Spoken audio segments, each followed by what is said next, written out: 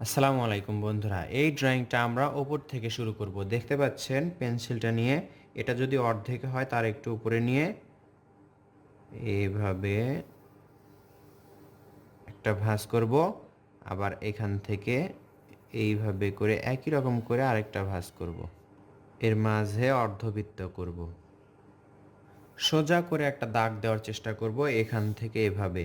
যদি না পাই তাহলে আমরা স্কেল ব্যবহার করতে পারি। যদি হাত দিয়েই পারি তাহলে মাশাআল্লাহ অনেক ভালো। এভাবে করে দরকার হয় থেমে থেমে আস্তে আস্তে করে দাগটা সোজা করার চেষ্টা করবে। এরপর এখান থেকে দেখুন, এখান থেকে একটা ত্রিভুজ আঁকতে হবে। দুই দাগ দেওয়ার কারণে এখানে একটা ত্রিভুজ হয়ে গেল। এদিকে একটা দাগ বাড়াই দিলাম এইভাবে, আর এটা ডাবল করে দিলাম। আবার এখান থেকে এভাবে একটু ছোট করে আরেকটা ঘরের চালা হলো। নিচের দিকে এখন শুধু দাগ দিতে হবে, একটা, দুইটা, তিনটা। একটা ঘরের তিনটা দাগ দিতে হবে। এটা দেখা যাচ্ছে না, আমরা এখানে আঁকবো একটা, দুইটা।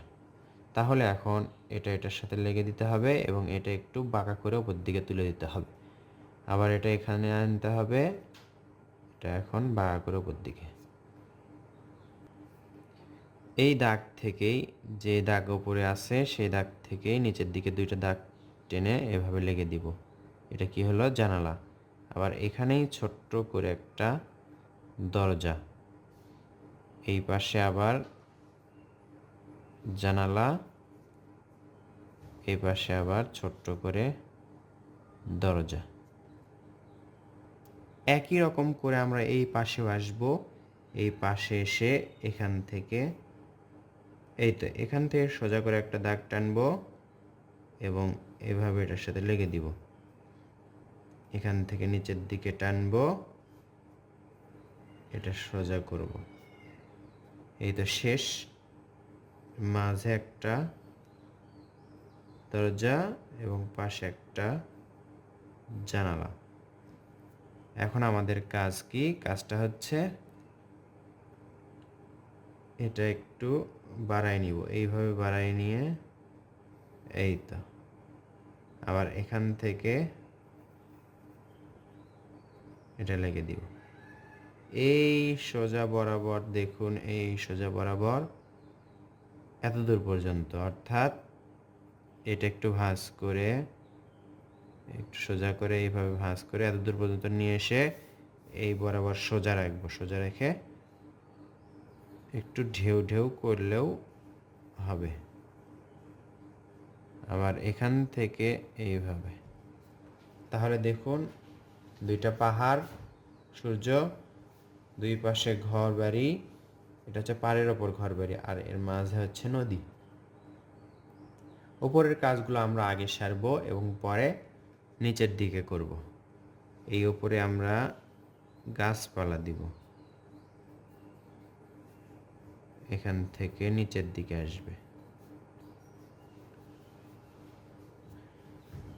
এখন এখান থেকে একটু উপরে যাবে। এই দাগগুলো আমাদের মিশে দিতে হবে। এখন কি করব? আমরা এর মাঝে একটি নৌকা আঁকবো।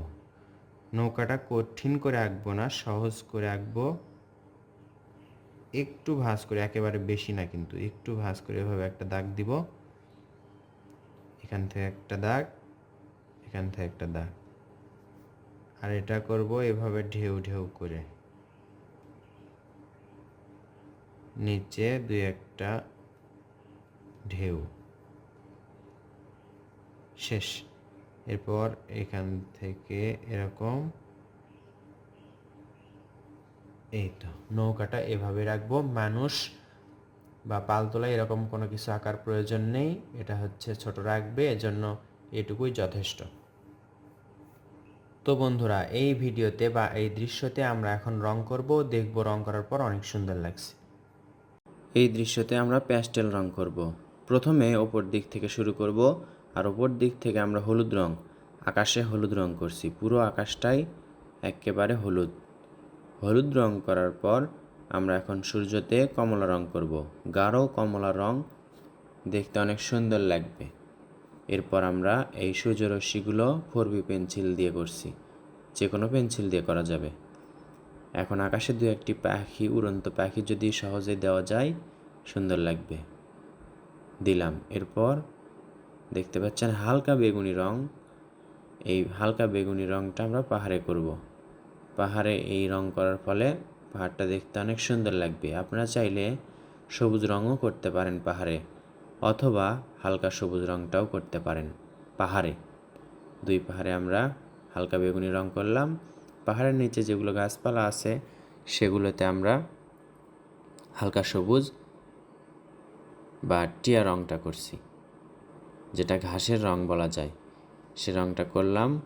করার পর আমরা এখন সূর্যতে যে কমলা রংটা করেছি সেই রংটাই ঘরের চালাতে করব। 3টা ঘরের চালাতেই একই রং করছি, এটা সাইন পেন দিয়ে করছি, আপনারা চাইলে ওই রঙই করতে পারেন। হলুদ রংটা আমরা ঘরের দেয়ালে করছি। এই পাশের একটা ঘরে আমরা আকাশি রং করছি। রং করার সুবিধার জন্য আমি এই রঙগুলো করলাম। আপনারা যেই রং আছে সে রঙই করতে পারেন, যেই ব্র্যান্ডের রং আছে সেই ব্র্যান্ডেরই করতে পারেন। দেখতে পাচ্ছেন দরজা জানালাগুলো আমি পেন্সিল দিয়ে গাঢ় করে দিচ্ছি। এরপর আমরা এই পাড়ের ওপর দিকে হালকা সবুজ রং, ওপর দিকে ঘাসের রং এবং নিচের দিকে গাঢ় সবুজ রং। গাঢ় সবুজটা উপরের রঙের সাথে একটু করে মিলে দিতে হবে, নিচের দিকে গাঢ় করে ধরতে হবে, ঠেসে ধরতে হবে, ওপর দিকে হালকা করে ছেড়ে দিলেই মিলে যাবে। এরপর আমরা হলুদ রং, আকাশে যেহেতু হলুদ রং আছে পানিতেও একটু করে হলুদ রং দিচ্ছি আমরা। আকাশে যে রং থাকে সেই রংটাই কিন্তু পানিতে হয়। এরপর আমরা পাহাড়ের যে রংটা একটু করে দিলাম। এরপর আমরা সূর্যের যে রংটা আছে সেই রংটা একটু করে দিলাম। এরপর এপাশে ঘাসের যে রং সেই রংটা দিলাম, পাড়ের ঘাসের রংটা দিলাম। দেখুন তাহলে পানিটা অনেক সুন্দর লাগবে। এই নৌকাতে আমরা পুরোটাই লাল রং করব এবং ওপরে হলুদ রং আর মাঝে কালো রং, 3টা রঙে সহজে করলাম। আর নিচের দিকে ছায়া দিলাম একটু হালকা করে, আমরা আকাশি রং দিতে পারি পানি পানি বোঝানোর জন্য। তো বন্ধুরা, আশা করছি এই দৃশ্যটি এভাবে রং করার কারণে আপনারা সহজেই বুঝতে পারলেন। ভিডিওটি শেষ পর্যন্ত দেখে নিজে শিখে আশা করছি অন্যকেও শেখাতে পারবেন। ধন্যবাদ সবাইকে শেষ পর্যন্ত দেখার জন্য। দেখা হবে ইনশাআল্লাহ নতুন ভিডিওতে। আসসালামু আলাইকুম।